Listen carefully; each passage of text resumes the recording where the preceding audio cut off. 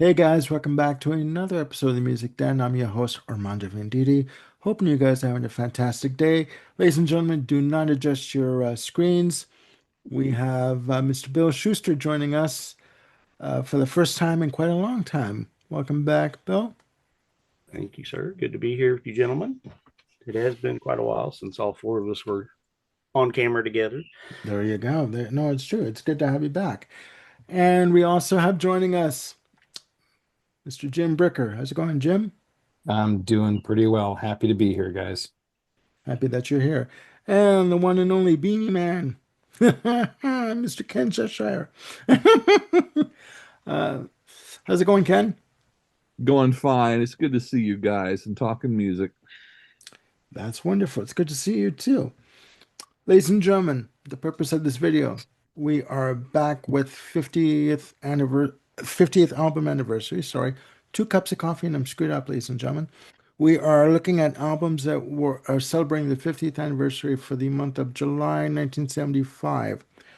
We have quite the list here, from the Sublime to the what the hell, literally. So this is going to be quite the list.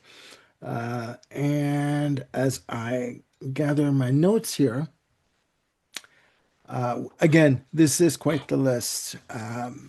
The first album released in on the list released in July of 1975, we have Renaissance. Now, when people think of progressive rock bands of the 1970s, you think of Old Reliables, you think of Genesis, you think of King Crimson, you think of Jethro Tull, Rush. But there was a band by the name of Renaissance, led by vocalist Annie Haslam. Fantastic band. Um, this is the second incarnation of the band that started in 1970 or 71. The album is called Scheherazade and Other Stories. It's their sixth release, released again in July 1975 on BTM Records in the UK, Sire Records in the US, and RCA Records in Japan. It was recorded in May of 1975, produced by David Hitchcock, and Renaissance, and has a playing time of uh, 45 minutes and 39 seconds. Now, in terms of progressive rock, my spiel is almost over, ladies and gentlemen, but in terms of progressive rock, uh, back in the day, bands were infamous, and I do mean infamous, for releasing an album that had a sidelong epic. And Renaissance were no different in this case. There are 4 tracks overall on the album. But before I give my opinion of this album, as being the host and good host that I am, and being brought up right by my mama, I will let my co-hosts and cohorts go first. So who shall I pick on first? Jim. Okay. Um, Renaissance. So I've only become recently familiar with Renaissance, and that's due to the musical trails and travails on Twitter and X and hearing people recommended and checking things out. And I'm aware basically of only 3 albums. Ashes Are Burning. I think it's Live at Carnegie Hall Yes. and this one.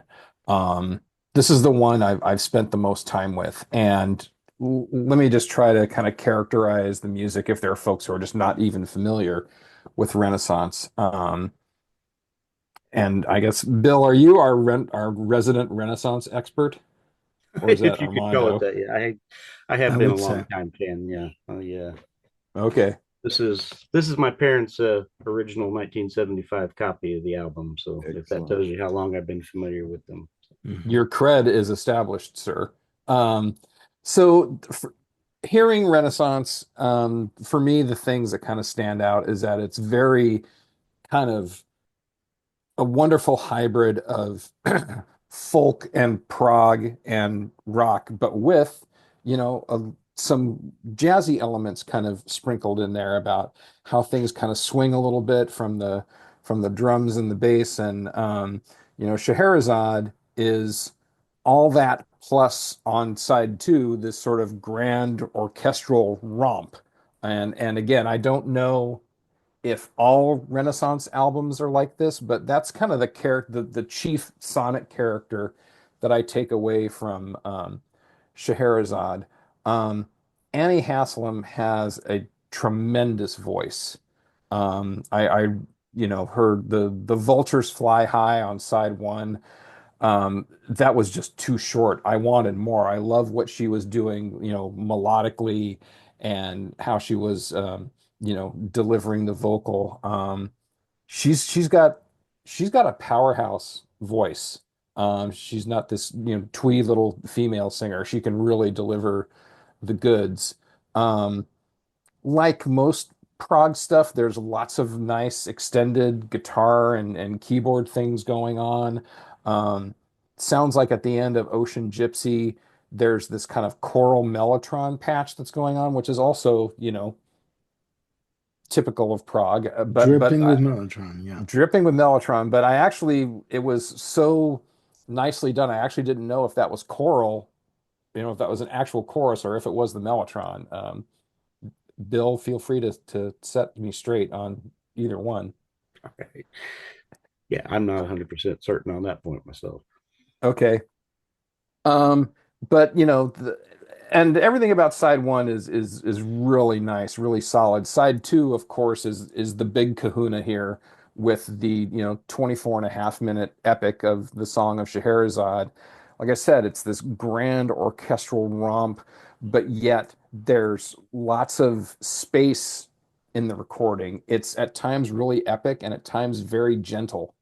And I think they do a good job of kind of playing to the strengths of both those things. And it's not schizophrenic. It all works very well together. It's not like you're getting sonic whiplash where, it's chaotic and then gentle. Um, Ken was kind of predicting that I, would not be a Renaissance fan, but I'll say I actually am in the same degree that I'm an Alan Parsons Project fan.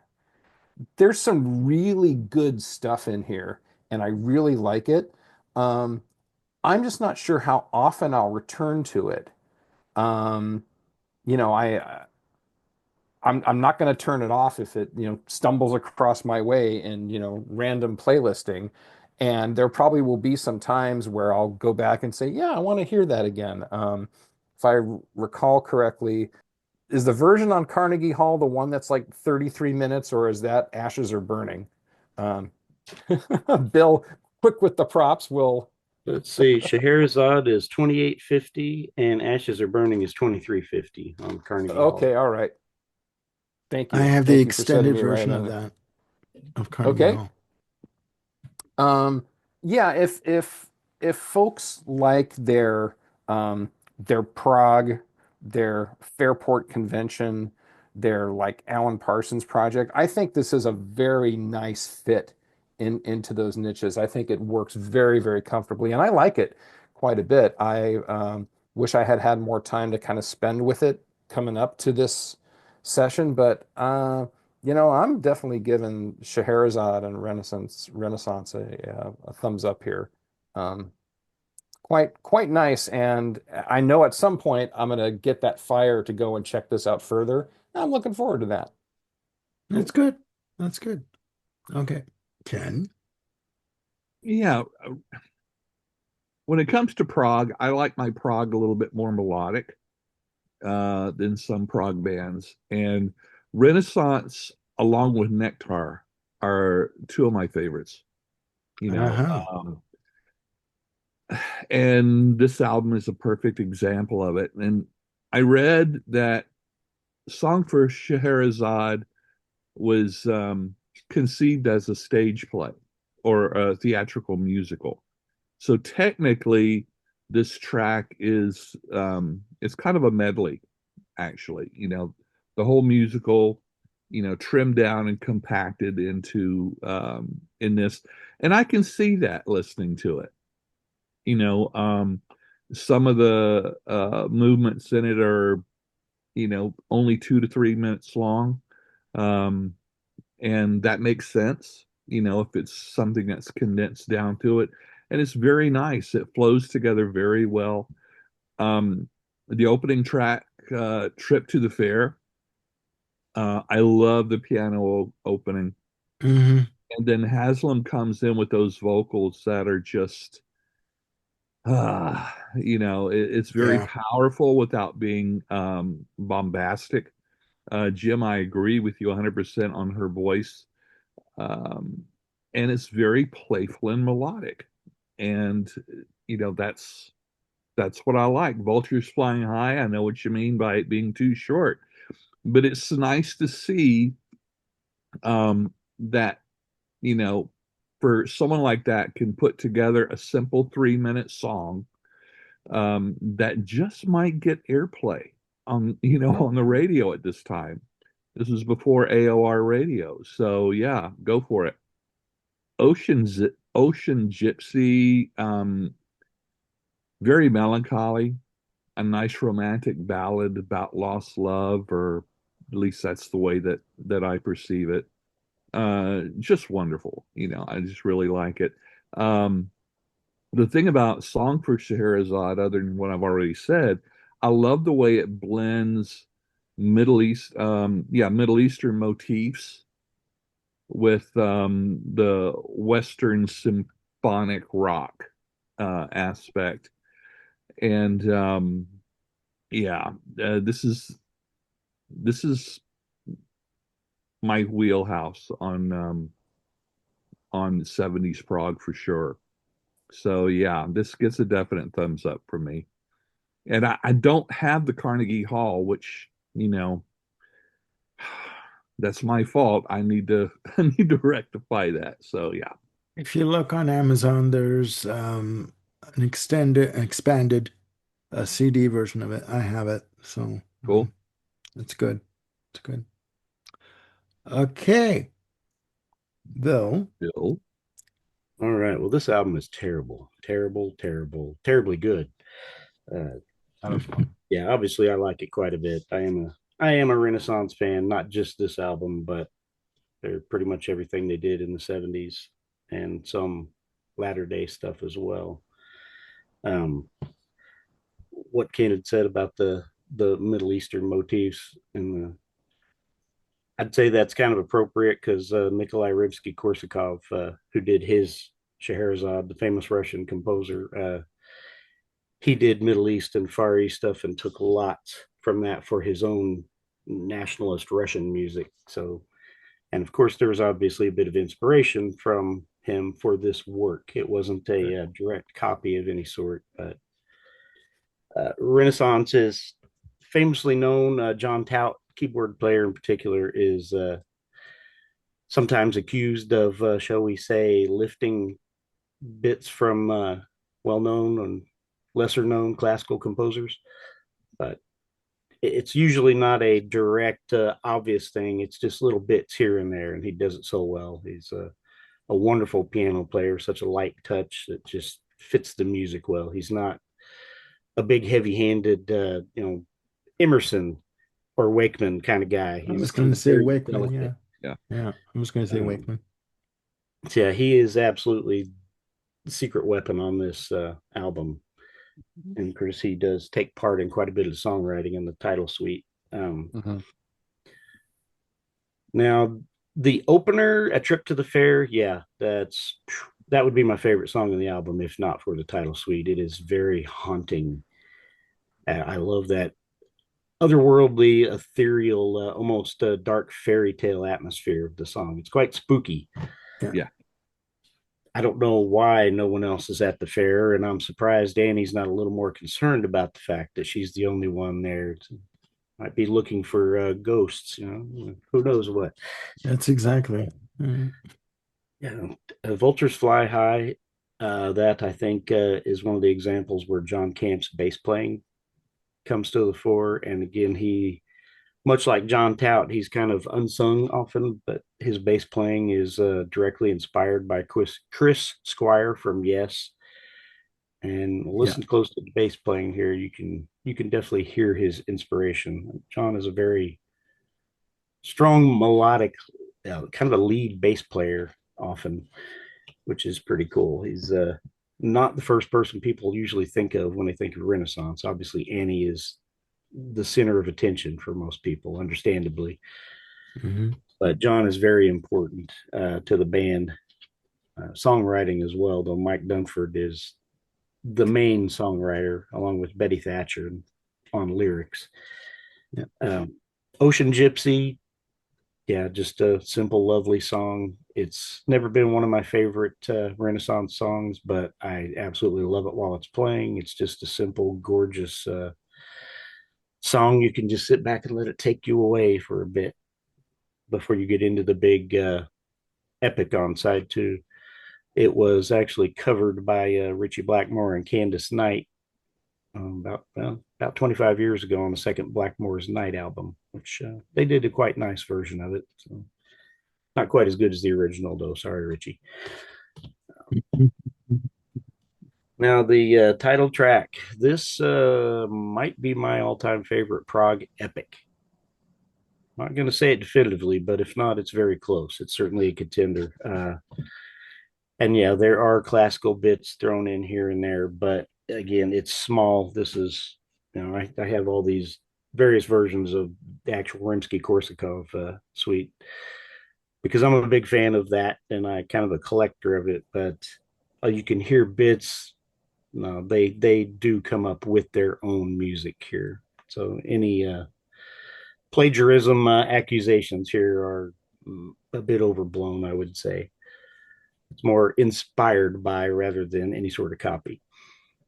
Uh, Possibly one of my favorite vocal moments in any song ever, one of the greatest vocal climax moments, enough to maybe even surpass Roger Daltrey on Won't Get Fooled Again, is Annie's final Scheherazade, the high note at the climax of the song. You said that. I Yeah. won't even, attempt Yeah. to scare anyone. I'll get myself into a I've coughing fit trying to hit got that. headphones on. Don't do that to me. Okay. Yeah, I won't do that too. But yeah, that one absolutely gives me chills every time. I just have to sit back with my eyes closed and let it wash over me and just, yeah.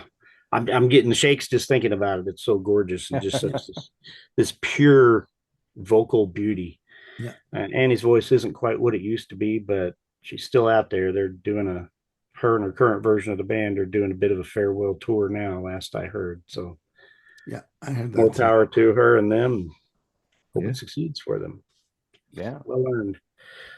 So obviously, yeah, I'm going to give this one a big thumbs up here. I would never want to not have this album in my collection. And there's the classic band from the inner sleeve there. Yeah. Okay. Cool. Yeah. Legit. Rough looking bunch of characters. Nah, not Yeah. really. Pretty tame by 1975 standards, actually. Yeah. Um, so yeah, that's a big thumbs up for me for the Scheherazade and other stories. Perfect. Perfect. Well, my experience with this album, with the band, I have to thank Bill too, to an extent, because he introduced me to this album. He recommended I get this album and Prologue uh, before this. Um, I think this is a fantastic album.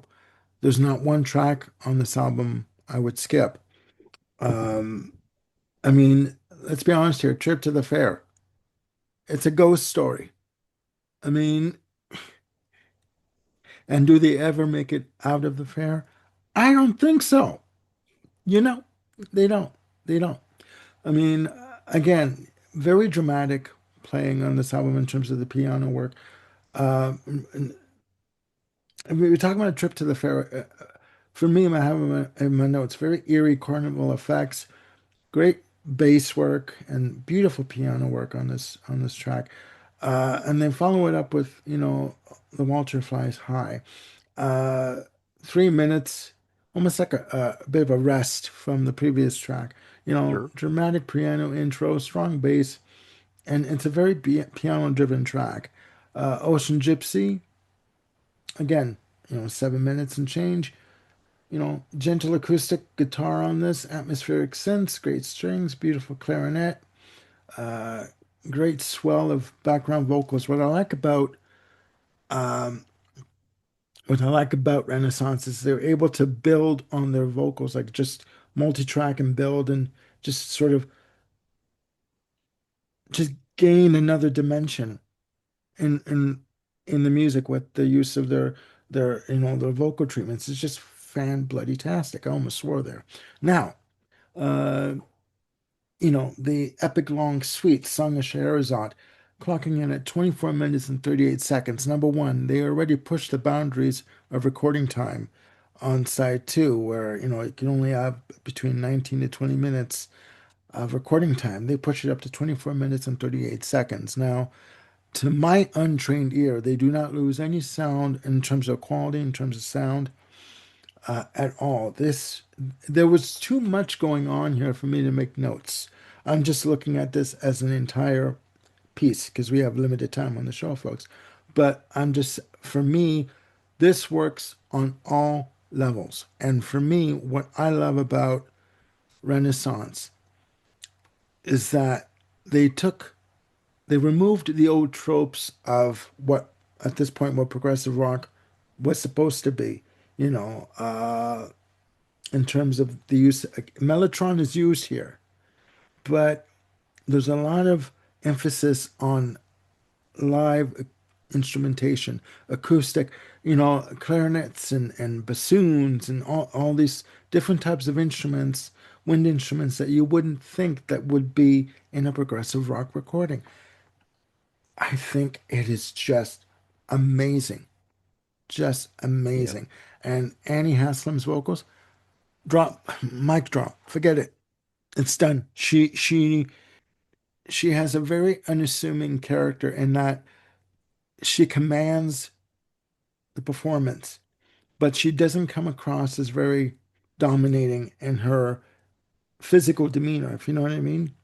But when she steps up to the mic, oh please, like it's no one else can touch her in this arena in terms of in terms of this style of music. So for me, this album is a major thumbs up. You know, it's just unbelievable, unbelievable. Like yeah, so four thumbs up across the board for this one, I guess, Yeah. right? But See, just a quick comment in yeah, response to what Jim had said earlier. It just hit me. Uh, the and basically by you describing all the instrumentation on the title suite in particular, that is not the typical Renaissance sound. They don't always have that wide palette of instruments. Hmm. okay, They don't always have the full orchestra effect, so that is more unique to this album and Carnegie Hall. okay, Usually, they're more the traditional band, the bass okay, drums, acoustic guitar, piano, and vocals. okay, okay. Yeah, So would you say then that side one is pretty typical of the Renaissance sound? that would be closer than yeah, the title track. Yeah. Okay. Yeah. But even then, it's very unique as to what was going on then. As I mean, with like for example, Jethro Tull. I mean, there were their instrumentation was very sort of um, I'd say more acoustic based than say like Yes or King Crimson. Do you know what I mean? So yeah, no, fantastic either way. So. All right, ladies and gentlemen, enough of my, going on. We must continue.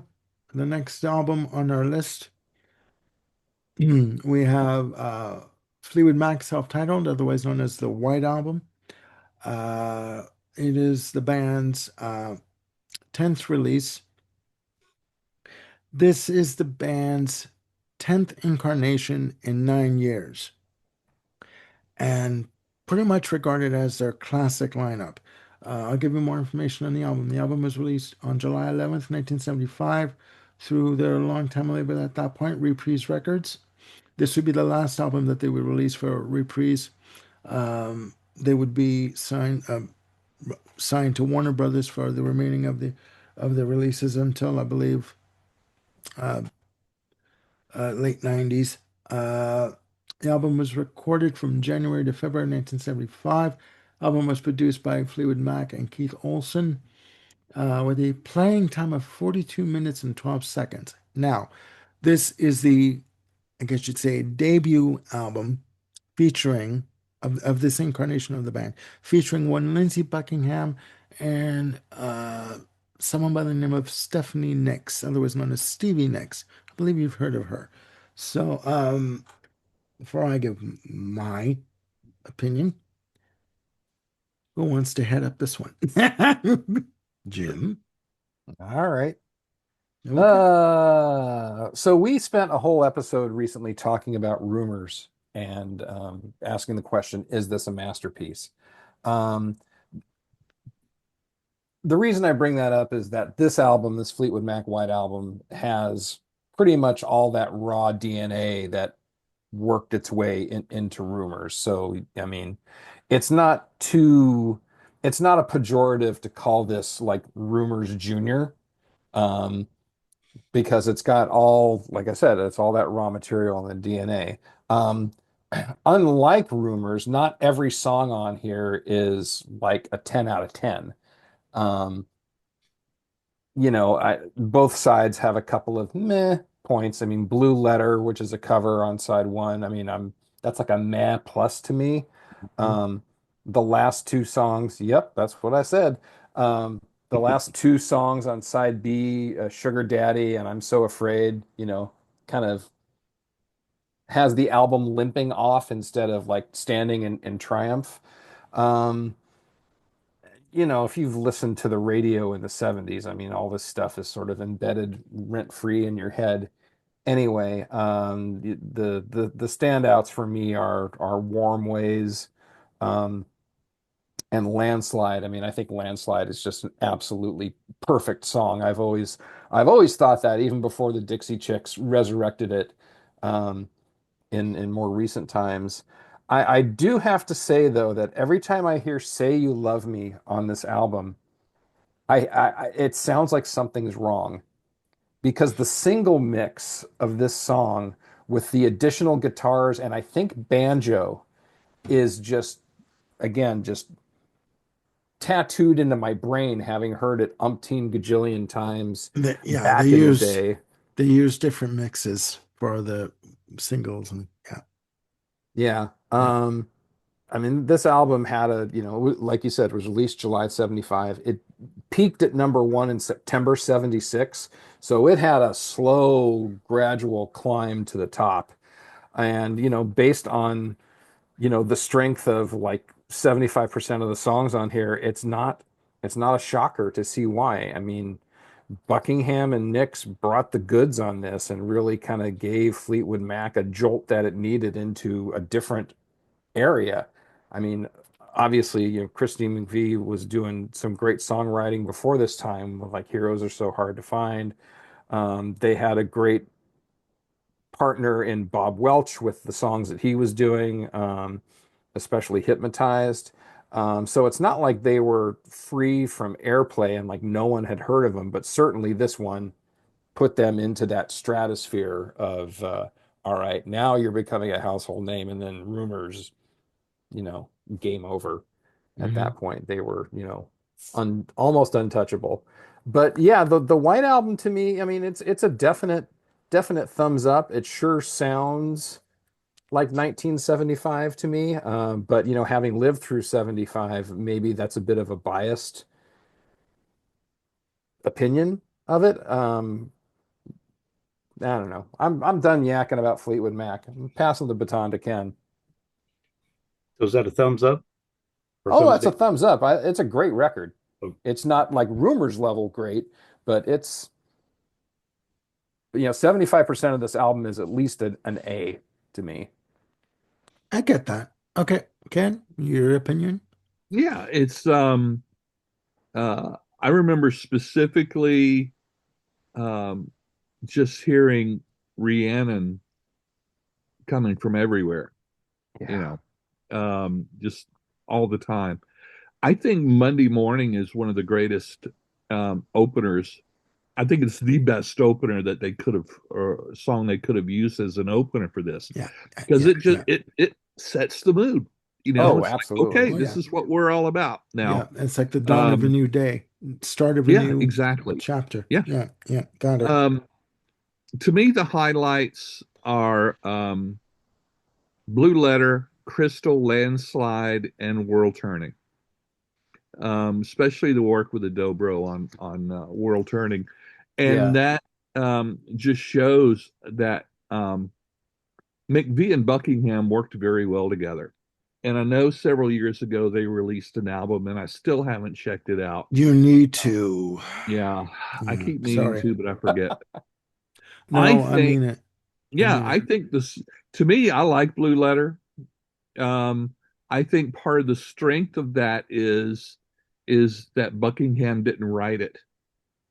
I think he does such a good job covering this song, because all of Buckingham's songs kind of have the same feel to me, the Hmm. same musical vibe to me, and which is more often than not really great. But in this, it's a little bit different.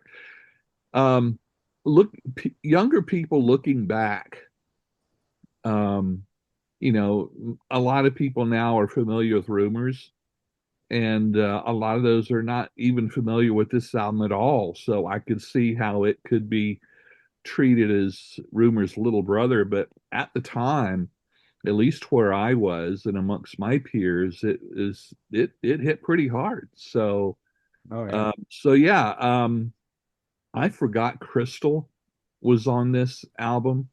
Um, I like Crystal, but I prefer the original version from the Buckingham Nicks album. I think it was I don't know. I like what they did originally with it better than this. This one, it feels a little anemic for me compared to that. And hopefully we'll be talking about the Buckingham Nicks album, soon in another video. So We will take a look at the yeah, yeah, list. yeah.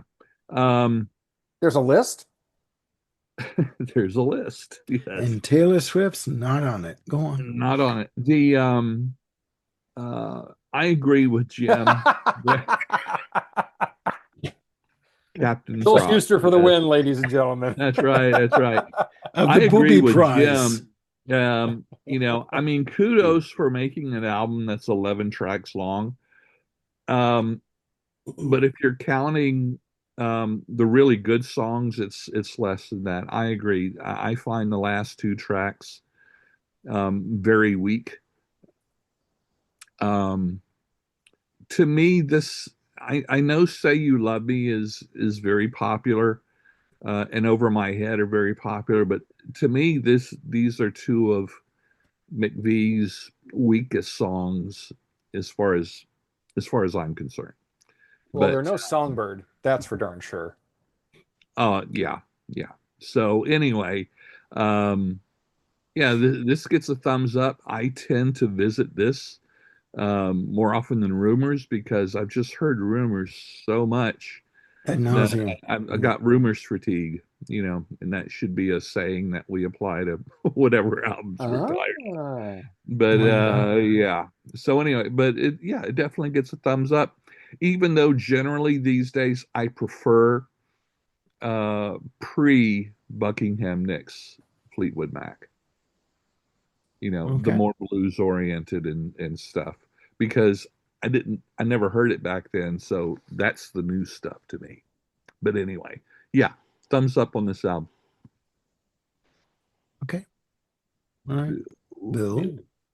All right, I'm going to echo what these gentlemen have said as far as this having some lesser tracks on it. It's definitely not a home run all the way through here, but I will differ in the tracks that really stand out to me. Christine's the star of the show here, even though she's the old hand and Stevie and Lindsay are the new ones that are supposed to be reviving this band. I think "Say You Love Me" and "Over My Head" are still Christine bringing her A game. And I Okay. mean, they were big hits, but this is one of those cases where I'd like to be the cool kid and say, oh, I like these obscure songs, no, I like these two big hits. These are my favorite songs on the album. But Christine to me has a long history. I too like the prior era of the band. I'm especially a fan of the Welch era, Yeah. Bob Welch and Danny Kerwin when they were both together in the band. That was peak, I think. Hmm. Hmm. Sentimental Lady is my favorite Fleetwood Mac song. So there you go. Uh, but Christine, all through those years, was putting out songs which maybe with the later popularity might have been given a push and become hits like Show Me a Smile and Spare Me a Little of Your Love. They have all the melodic ingredients of the stuff she did later, but they just didn't quite have the commercial push at that time. Um, but here, I think, yeah, she really helps to carry the album through some of the more fillery tracks. I do like World Turning quite a bit. Yeah. That one is a killer. That's a pretty rocking song for Yeah. this version of Fleetwood Mhm. Mac. And yeah, I agree. Monday Morning is a great opener. Uh, Rhiannon, yeah, that's a nice introduction to Stevie Nicks and what she's going to Hmm. do from here on out, essentially. Yep. Hmm. And I do like it a lot. So I'm not going to be critical of that. Rhiannon's quite a great song, but by the time we get to Rumors, the next album, then I'm still kind of sticking with Christine in a lot of ways. But I'm going off into the like you mentioned, Songbird, absolutely, and Oh Hmm. Daddy. Yeah. Those two are Mhm. both gorgeous Christine centered songs there that are not so much hits like her songs on this album. But yeah, here I'm pretty mainstream with this album. I'm going for the hits and I'm liking it. But I will agree this is not it, one of their best albums. It's not a front to back. I don't want to skip anything.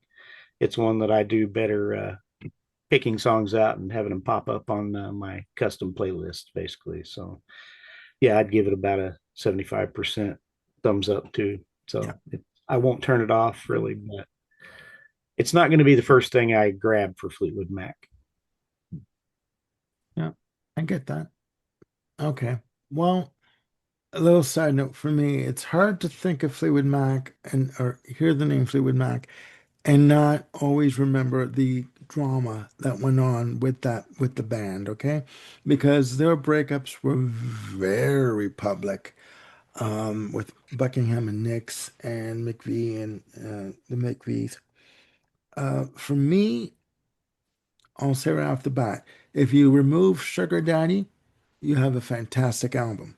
Trim it down by one song, boom, boom, boom, boom, boom, you killer all the way. No filler. I do feel that Monday Morning is a fantastic opener. I think that it shows the band turning a corner, much like Genesis did with A Chick of the Tail. You know, uh, with Phil Collins on lead vocals and stuff. I do believe that Buckingham and Nicks brought more a melodic sensibility, I guess, a pop rock sensibility to the band.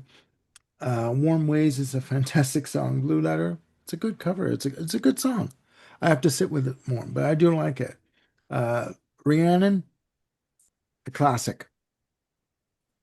AM radio in the 70s, and what would later, Inescapable. Yeah. yeah, and what would be later FM rock radio, a staple. Um, my one little critique, on the fade out, I'm used to them doing it live where they do a bit of an ad lib and continue it just a little bit. Oh, where From Stevie just is escalating the vocals. Yeah, I would like it if they would just maybe have, kept on that vein, but like brought it to an ending, not just a fade out. The way they did on the dance version when they did the dance album, that would have been great. But a minor critique. Over my head, fantastic. I've always loved Christine McVie. I've said before, she had an elegance about her and a sophistication that could not ever be matched. And I really mean that. unbelievable.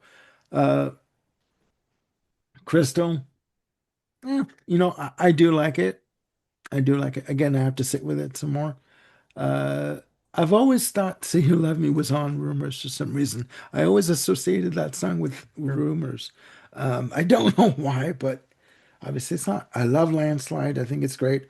Roll Turning, the vocals between Buckingham and McVie, sublime. They loved each other. They respected one another. They loved each other in the studio. They had an admiration for each other that was unmatched. I could go without Sugar Daddy, and I do like I'm So Afraid. I'm used to the live version where they do a bit of more of the improv on the guitar but I do like it. Um, I'd go back to it. I'd go back to it, and I'll put this out there. If Rhino did a proper, and I do mean proper box set version without a disc that has 20 takes of one song all lined up, all in a row.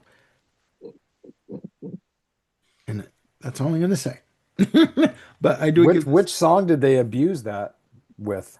pretty much every hit on every single on the album because a All right.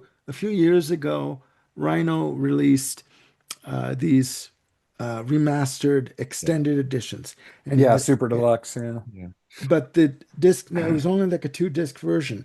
But the second disc had like 20 takes of, let's say, Rhiannon, for example. Do I need to hear somebody burping in the background when you're doing the take? Like, I don't need to hear every mistake that was made. Do you know what I mean? This version doesn't have bass. This version ended 1 second earlier than the original. I don't need to hear all that. Just repetitiveness gets on my nerves. So, but it is a good album. It is a good album. Is it as good as Rumors? Can't say because it's not. Ooh, really? Yeah. It's there's yeah, there's just something that's missing. You haven't found it just yet. So I can't be objective about rumors anymore just because I've just heard it so much. No, I mean, I've heard it so much. I've always said Mm. of Rumors, if you removed I Don't Want to Know and put Silver Springs in there, Sure, top, like sure. sublime, sublime. But that's just me. So And as far as Fleetwood Mac in general, I don't think John McVie gets enough recognition. yeah, there You was know, quickly there was a story when they were starting to record the album, and Lindsey Buckingham suggested to McVie how to do a bass part. He looked at him and said, "Hey, you've just joined Fleetwood Mac. I'm the Mac in Fleetwood Mac. I play the bass. You do what you excellent, do, and I do what I'll do. And don't cross excellent, my path. Don't tell me what to excellent. do." They got into it a lot. so, so Good for John. yeah, One of those stories. If it's not true, it needs to be. Yeah. Yeah. yeah, yeah. All right, ladies and gentlemen, the third album in our list of suffering, celebrating their 50th Suffering anniversary. comes later. Well, it depends on which album we're going to talk A about. little slip of the tongue. There Freudian we go. Hey. slip. That's We why I said Right. have we have Black Sabbath with Sabotage. Their sixth release, released July 28th, 1975, through Vertigo Records in the UK and in Europe, and through Warner Brothers in North America. Recorded February to March 1975. Produced by Black Sabbath and Mike Butcher. 8 tracks in total, with a playing time of 43 minutes and 44 seconds. Some would say 43 minutes and 44 seconds too much, but we'll get into that. Now it's got to be said at this point in time, Sabbath were at a point in their career where they were being they were in litigation with the previous manager, and they were going through a lot. The single that was released from the album, I do believe, was called "Am I Going Insane?" Radio. But before I give my opinion, Jim, Sabbath is usually not in my wheel bag. Um, But and even with this album, it's still not in my wheel bag. It's I don't hate it, but I don't really find a lot here that attracts me to it. Heavy metal is not, one of my favorite genres, but I get, but I get it, if you will. Just kind of going through the tracks that are here. Um, like Hole in the Sky is a pretty good starter. I like, okay, maybe this will go somewhere. Um, Symptom of the Universe sounds very Led Zeppelin in the latter part of the song, and that was just catchy to my ear because I've listened to a lot of Zeppelin. Um, Megalomania, which I think ends side one, the first portion of the song I could kind of care less, but the latter like 6 minutes of it is where things kind of kick into gear, and I'm like, all right, this isn't so bad. I'm kind of liking this. Um, Thrill of it all, there's like the main riff of that song is fun, but otherwise kind of forgettable. Uh, Super Czar, I mean, maybe they need to be arrested for choir abuse on this one. I'm just not sure where that song is supposed to be going.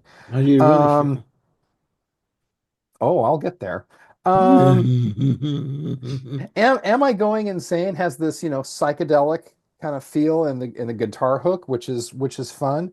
And the Writ, to me, the final track is very Zeppelin-esque, big time. I don't know. This whole album to me, is tending towards, a thumbs down, I suppose, just because it sounds sort of like, derivative of Zeppelin in a lot of ways.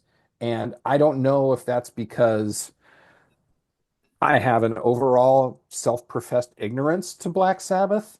Um, I don't know if I'm just totally on point and I've hit the nail on the head. But, to me, I mean, I'm not going to say I want my 40 odd minutes back, but to me, the Black Sabbath that I've heard with like War Pigs, Paranoia, Iron Man, I'm kind of more drawn to the earlier Sabbath. And this just kind of sounds I don't know, derivative. It's like someone has made a photocopy of a photocopy of a photocopy of a photocopy of a photocopy, and there's just not a lot of detail that's left there. It's just kind of bland. Okay. All right. Ken. Yeah, that what Jim said pretty much, sums it up for me too. Um, I didn't hate it, but metal is just not my thing. Not your forte. Um, Led Zeppelin is close to metal as I get, and even then, some of their harder stuff is my least favorite stuff. Uh, but yeah, it was okay. I'm glad I listened to it. In a way, um, I thought I would dislike it more than I did. But then that's just my expectation for heavy metal. But if you're a fan of Black Sabbath and the heavy metal, it's worth a listen. You know, Okay. Decide for yourself if it's derivative or as good as the older stuff or what came left. But um, it sounds like it was like the recording is very good. The performances seem to be, you know, do what it seems that they intended to do. Yeah. Um, but like I say, it's just yeah, not my wheel bag either. All right. So Okay. it's not a thumbs up, not a thumbs down. I think it depends on who you are. Bill. All right. Full disclosure here. Armando and I, quite a while back on the Music Den, took part in a five-person panel where we ranked the entire Black Sabbath studio catalog. Almost 3 hours. Yeah, that was a long one. But two of us, including myself, had this as our top Black Sabbath album. Whoo, Really? that This was has Do long awesome. been my tell. favorite. I love the Okay. experimental nature of this. What Tony Iommi does with this, I think, is very creative. If you don't like metal or hard rock at all, I get that, and you're probably not going to hear a lot that will draw you in. But uh, in the context of the times, Mhm. it's quite a bit different than listening to Yeah, it with modern ears and all the yeah, bands that have been influenced by Sabbath. And these guys were peers and friends with Led Zeppelin, so I mean, there's going to Right. be some crossover between the two. Sure. If I recall correctly, John Bonham was the best man at Tony Iommi's wedding. So that's how hmm close these There bands you were. go. Um, hmm so yeah, and typically, like Jim had mentioned, the usual the three tracks from the Paranoid album. That's typically what most non fans know of Sabbath, and there's a lot more of that, yeah. a lot more to them than that. But as a casual listener, I get that. That's um, but to me here, they really this was Tony firing on all cylinders as a an artist here. He was trying all kinds of cool little things. He's known as a riff guy, and hmm he is one of the best at coming up with big, heavy, catchy riffs. But I don't think he gets near enough credit for his acoustic playing, for all the cool little things he does that beyond the True. riffs. And now, me, I absolutely love Super Czar. Whether they use the choral effect or not, I think Yeah, it's yeah, really yeah, just such a cool thing to throw in after Thrill of It All. It's such a sonic change up there. Hmm. And then to go in from that to Am I Going Insane Radio, which is the weird little single. yeah. That's always probably been my least favorite on the album, but I still like it quite a bit. It's definitely not a representative Black Sabbath song. And that to go into The Writ, which is one of the few songs that Ozzy Osbourne actually had a strong hand in the lyrics for, because of course, as Armando had alluded to, it's about their former manager, and there's a lot of anger towards that manager in the lyrics on this album. They were generally in a bad place at this point in time, and it comes out in the music. I think there's a lot of heaviness here. So yeah, typically Geezer Butler, the bass player, was the lyricist for this version of the band Yeah. before they booted Ozzy out and went through various lineup changes later on. But yeah, Ozzy had a lot of venom at this point, so he wanted to spit it out in the writ. A lot of venom. Okay. Yeah, venom. Venom Uh, the venom. All right, go ahead. Symptom of the Universe, that song in particular, the way that opening that is hugely influential on future types of hard rock and metal. That Yeah, one riff alone is, yeah. Hmm. you could spawn 1,000 bands from that. But yeah, I love the way that the song ends with all that cool, delicate acoustic stuff there, straight out of that heaviness. I like the light and shade that they bring there, which is, I agree, that's one of the things I like about Zeppelin. I mean, my favorite Uh-huh. Zeppelin song is the Rain song, so Yeah. I'm not exactly always going for the heaviest stuff there either. Yeah, it's the springtime of my loving. Yeah. Mm-mm. Absolutely gorgeous. And The second season I am to know. Go on. so, Not yeah, that I know and the song. Megalomania, I think this might be the best vocal that Ozzy Osbourne ever did.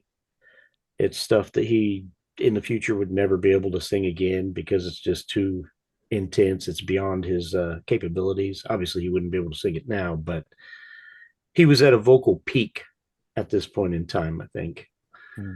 Which, whether you like that sort of thing or not, that's might not mean much. Ozzy is a very acquired taste, very unique vocalist, and I think, frankly, the least important of the four original members, even though he's obviously the most popular. Oh Lord. He brought the least to the table. Uh, the other guys were all, they had a lot more. Bill Ward, I think, is a very jazzy drummer, and there's a lot of that shows up on this album. He doesn't get near enough credit.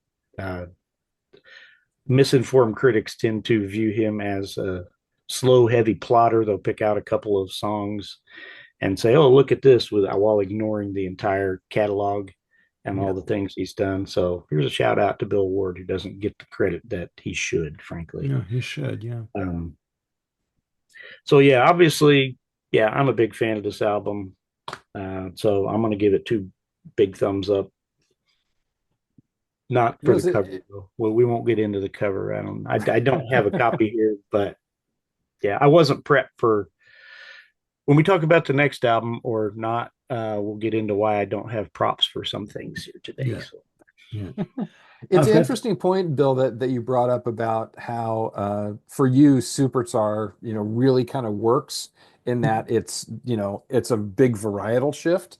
And that might be something worth talking about at greater length at sometimes because there's some albums where that varietal shift, 180 degrees or close to it, really makes a statement and it really sort of helps the flow of the whole record. And there's some where it's like, what the heck is this? This doesn't belong. This seems like completely out of left field. So, interesting. I have to ponder that some. well, think of but this when you ponder it and at the opera. Um, good company to hit the road, but other than that, Yep. okay. And by the way, ladies and gentlemen, I do have the box set of Sabotage sitting just off camera here. So that came out a few years ago, a couple of years back. Now, with this album, I do find that Ozzy's vocals have more intensity to them. There's more urgency in his vocal delivery on this album. Uh, Hole in the Sky, again, it's his overdriven, urgent vocal delivery that kind of gets me. It's like it kind of shocks me. Um, I have said before, and I'll say it again, that I am more of a Ronnie James Dio era fan um, of Black Sabbath, and I'll stand by that metaphorically, of course. Um, but with this album, I do feel that they're trying to go off in different directions. I like the fact that they go from Hole in the Sky to Don't Start Too Late, the little acoustic interlude that's like 49 seconds. And then they go into Symptoms of the Universe, you know, where they have like the different, first of all, great guitar tone. And the fact that they go into different tempo changes, like at 3:35 and again at 4:11 throughout the song. Uh, Megalomania, good multi-sectional, multi-sections, sorry. Changes in time signatures. And from what I'm hearing in Megalomania, I do hear Mellotron being used. Maybe I'm wrong, but to my untrained ear, that's what I hear. Other songs that stand out for me, I do like Super Czar. I've said that to me, it's very epic in arrangement, and I love the use of the choir and the use of acoustic guitar. To me, that's a piece that could have been used a year later in The Omen. And I've said this before. I don't know if you remember that, Bill, but I've said this before in the other video that we did on the ranking for the albums, that long video. But to me, it's very epic in arrangement and presentation, even though it's only 3 minutes and 44 seconds. Uh, the rest of the album, it's Am I Going Insane Radio? With is sort of like the demented laughter at the end of the track. It's all right, you know. Ozzy Osbourne has said that they should have quit when they were recording Sabbath Bloody Sabbath before this. That it was at that point that they should have just stopped because they were like, you know, all under various influences at that point. I do like the album. Uh, I like the variety on it to an extent, the limited variety that's on it. But yeah, I was just, it's all right. You know, it's okay. Um, but ladies and gentlemen, we've come to the final album in our album celebrating the 50th anniversary for July of 1975. Ah, Lou Reed, Metal Machine Music, released again in July of 75 through RCA. Playing time of 64 minutes and 11 seconds, produced by Lou Reed. This is an album of a double album. Each piece takes up one side of the album. Uh, each quote unquote musical piece runs in time length between 15 minutes to 16 minutes plus. And a little side note, RCA Records took this album off the market 3 weeks after its release. Think about it when you listen to this. I'm going to break with tradition and give my opinion on this album. No. I'm I'm not. Nick. sorry, I didn't quite catch that. I don't think it was emphatic enough. No. Okay, all right. That's one no. I'd rather have dental work without anesthesia. The pain is going to go away at some point. Moving on. Jim. You know, I thought this record was going to be a lot worse. Ah! It's was so legendary in just being excoriated that I just thought, all right, this is going to be completely unlistenable. But I found a pathway into it. It's How many drugs basically did you to take? me, Heroin? an, actually, no, this time it was not heroin. Oh, this Um, time. um, to me, this album is like an aggressive analog to Brian Eno's ambient music, if it's played at the right tone. Now, I think you alluded to this earlier that, some people would say that this isn't even music, but yet you've got, Steve Reich, Brian Eno, Terry Riley, John Zorn, people who have been making music that's on the edge of that definition for a long time. Um, I am so I the way I sort of found my path into this album was to play it at a really low volume and to have it kind of be in the background, almost like static. And to me, that worked. Now, I'm not going to purposely go and do that again anytime soon because I'd much rather listen to something that is just more melodic or harmonic. This is just straight up noise. Um, and noise just really ain't in my wheel bag. Um, people who've watched this channel know that I'm a huge Pat Metheny fan, but his album Zero Tolerance for Silence, that is kind of analogous to this. Nope. I just can't find my way into that. Same with like the album he did with Ornette Coleman, Song X, and the Sign of Four triple album that he did with Derek Bailey and folks. Um, it's I guess the strongest thing I can say is that I thought it was going to be worse. And I don't know what sort of led me to kind of put it just on in the background and low volume, but at that I could tolerate it. If this ain't no Fleetwood Mac. This ain't no Scheherazade. It ain't even Sabotage. Um, it's definitely Laurie Anderson, who ended up marrying Lou Reed, and they were a couple up until Lou's death, has a thing that she calls difficult listening hour. And Metal Machine music is the epitome of difficult listening hour. And I'm just going to leave it at that. It's funny that you mention quickly that you mention Well, I mentioned Zorn and Steve Reich and Eno and he Terry Riley. Louis released a duet album with Metallica called Lulu. Right. Lulu. Man, was that a Lulu. Um, I mean, the lead off lyric is I'll cut my left tit off in the lead off song. That was all I That needed to sounds hear. that sounds like Lou. That's all I needed to hear. I was like, okay, I'm done. I Yeah, there are couldn't, easier ways to lose weight. Yeah.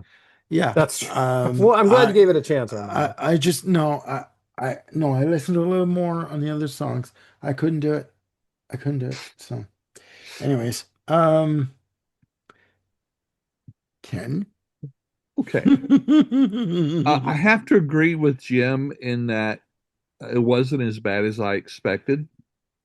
I was surprised. I was expecting more variety in the noise. Honestly, I really could not tell much difference between the four tracks, which means this could have easily been a single disc album. Um, Yeah, as far as the record company pulling it 3 weeks later, I don't think they should have. It's like, look, you okayed the release of the album, now live with it. Um, whoever with the record company had to give the stamp of approval, well, they did. Unlike a lot of other people, a little bit of white noise in the background is good. But if I have to turn it down that low as an entry point, I don't get the point of that. what's the point? Yeah, what's the point? Yeah, and I have a very unpopular opinion, um, especially as being a musician, on uh, what make or even what art is. And Jim and I have gone kind of a little bit round and round about this privately, but I my first note um, No. was no, and then I backspaced, and instead I put there is a difference between a palate cleanser and chugging industrial bleach. So that pretty much sums it up. Yeah, Well I mean, said. if you love this album, good for you. But and I'm not a big fan of ambient avant-garde music anyway. So I'm the last person to ask Oh my about God. something like this. I So was going to say there's a definite difference between palate cleansing and colon cleansing, and and that's pretty much it. yeah, as much as I hated getting that colonoscopy and having to chug that, this was right up there with that. Yeah, We'll talk off camera. different chugging. Um, I did not tingle at this. I fizzled. Go on. Okay. Okay. Bill, do you have anything to add?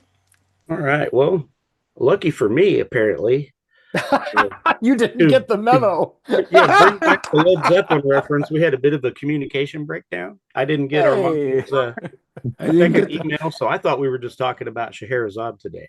You did pretty good Fortunately, I'm with the other familiar two. enough with Fleetwood Mac and Black Sabbath stuff, but I've never heard Metal Machine music. So Aren't you Well, aren't you excited to dive intrigued I'll give in? my now? ears two thumbs up based on what I'm hearing from you All guys. right. All right. You're not intrigued by our thoughts? Okay. There we have it, ladies and There, gentlemen. there's a melodic and harmonic density to this album that makes it Okay. very unique in the annals of Yeah. rock music. Right.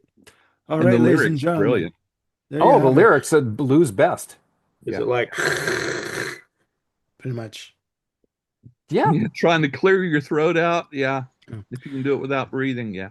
All It's right, like ladies when I we and don't was have to. kids and it's 2 a.m. in the morning and you turn on the TV and it's just all, Oh, you know, all no right, bass, ladies no and drums, gentlemen. just guitar. Yeah, and if you go on Discogs, you might find it on 8 track. So, Yeah, you just make might. it even worse.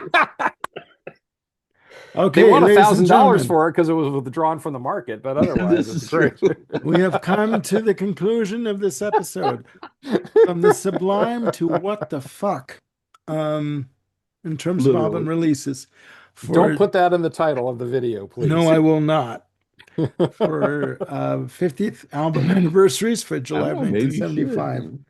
Please put down in the comments below your opinions on these albums. Maybe there's something we missed with Metal Machine music. Maybe there's something that went right over, especially my bald head. Okay, just let us know. All right. I want to thank everybody for joining me, Jim, Hey, Ken, everybody. and Bill. And yeah, I mean, again, we want to get your opinions on these albums. And maybe there's an album that we did miss in terms of July and like 75, yeah. for 1975. Again, there are no right or wrong answers, just opinions. So, again, please put down your comments, and we are going to be brainstorming on some new ideas because Bill wants to be in on more videos with us. So, we're going to have some fun, ladies and gentlemen. And we will get them together and we'll get them to you as soon as we possibly can. Please click like and subscribe and do hit the notification bell to keep yourselves on top of any new programming that we've got coming up. And I want to take a quick note, just a quick sec here. Sorry. I've said this before, but an individual commented on one of the episodes that we did, and they said that it was like watching friends sitting back relaxing and just enjoying each other's company and talking about music. Well, that is exactly the vibe that I wanted to try and present on this channel. And luckily, with these three individuals, it is very easy to do so. Okay. And we have a great time doing it. We love each other. We don't always agree. We don't always It's agree. okay. Night at the opera. But we do love and respect one another, and Black hopefully Midi. that does come across during the episodes.